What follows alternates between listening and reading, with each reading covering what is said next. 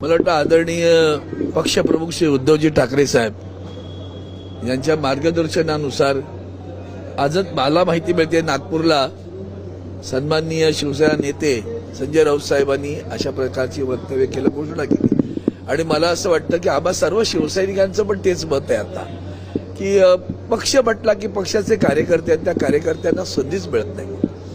आता ह्या सगळ्या गोष्टींमध्ये कुठलंही मागचं एकमेकावर कुरघोडी करणं किंवा टीका करणं हे काही संबंध नाही. या विषयाचा शिवसेना आदरणीय उद्धवजी ठाकरे साहेबांच्या नेतृत्वाखाली भरभक्कमपणे उभी आहे आणि ती एकाकी लढल्याशिवाय तिची ताकदही कळणार नाही आणि लोकांनाही ज्या संभ्रमात सगळे लोक टाकत असतात त्याचा निश्चितपणे मार्ग निघेल.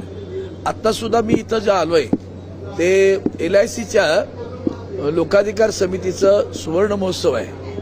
त्या सुवर्ण महोत्सवामध्ये त्यांचं वाक्य छान आहे LICचं, जिंदगी के साथ भी और जिंदगी के बाद भी. शिवसेना उद्धव बाळासाहेब ठाकरे जिंदगी के साथ भी और जिंदगी के बाद भी. असं त्याचा अर्थ नाहीये. प्रश्न असा आहे की लोकसभा आणि विधानसभेला त्याची आवश्यकता, लोकसभेत खास आवश्यकता होती, विधानसभेलाही तशी आवश्यकता होती. आता जर आपल्या पक्षाच्या कार्यकर्त्यांना संधी कुठे देऊ शकतो आपण, तर महानगरपालिका, जिल्हा परिषदा, नगरपंचायती. आता या ठिकाणी संदर्भ द्यायचं असेल तर तुम्ही जर पुन्हा हे तेंगडत करत बसला तर त्याचं निराकरण होत नाही, वेळेवर होत नाहीत. त्यापेक्षा स्वावलंबने उभं राहावं, एकटं लढावं. आणि मला वाटतं संजय राऊत साहेबांनी आज ती जी घोषणा केली आहे ती निश्चितपणे स्वागतार्ह आहे.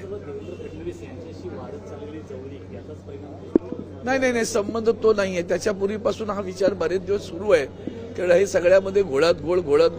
मग आमच्याकडे काही लोक तर असं स्पष्टपणे म्हणत असतात शिवसैनिक, एकटे लढलो असतो तरी 20 पेक्षा अधिक आलो असतो. विसरू नका, उद्धवजी ठाकरे साहेब एकटे होते, युती तुटली होती आणि त्यानंतर उद्धवजी साहेबांच्या नेतृत्वाखाली 63 आमदार कुणी बरोबर नव्हतं. हे आठवटे जानकर जे होते तेही सोबत सोडून गेले होते. 63 आमदार या विधानसभेमध्ये त्यांच्या एकट्याच्या नेतृत्वाखाली आले होते.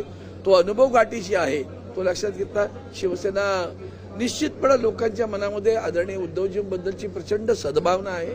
आणि काही शंका त्यांच्या असतात तर त्या शंकांचं निरसन एकटं लढलं का आपोआप होऊन जातं. महायुतीचे तिन्ही पक्ष एकत्र आहेत, सत्तेत आहेत, केंद्रात आहेत, राज्यात आहेत आणि त्यामुळे एकत्रित जाण्याचा प्रचार करणार आहेत. ते सतत होतं असं वाटतं की ज्या प्रकारे युती एकत्र होती तर ताकद जास्त होईल, एकत्र वाटला तर ती ताकद विभागली जाईल आणि मतांचं विभाजन. नाही, असं काही नाही. शिवसेनेची ताकद अगोदरही होती. शिवसेना महापालिकेवर जवळजवळ किती वर्ष, 85 पासून तर अधिराज्य करते शिवसेना. तेव्हा कुठे आम्ही एकत्र होतो? तेव्हाही नव्हतो ना. एकाच वेळेला भाजपबरोबर युती झाली, ती झाली नाही बऱ्याच वेळेला. ठीक आहे ना, मराठी माणसाचं अस्मिता, अस्तित्व, महाराष्ट्राचा धर्म आज बुडीत आहे. आता सध्या सारच विकलं गेलंय, भ्रष्टाचार टोकाचा आहे. आणि मग मराठी माणसाच्या अस्तित्वाला, अस्मितेला धक्का लावण्याचा प्रयत्न सत्ताधारी आणि विरोधकांकडून होत असतो.